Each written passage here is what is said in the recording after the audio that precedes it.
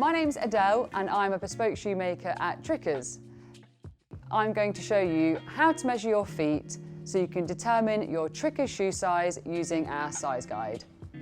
You'll need a sheet of paper that fits the size of your foot, you'll need a thin pen or a pencil, and you'll need a ruler or a tape measure. For the purpose of the video, we've used a pen so that you can see the outline of the foot that we've drawn.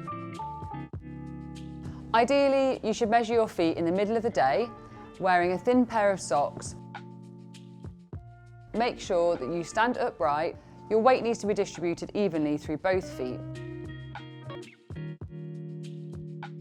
It's important for the person measuring them to keep the pencil or pen vertical.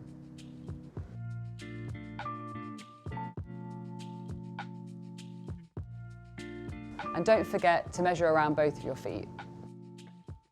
After drawing the outline of the foot, you then need to measure the length and width.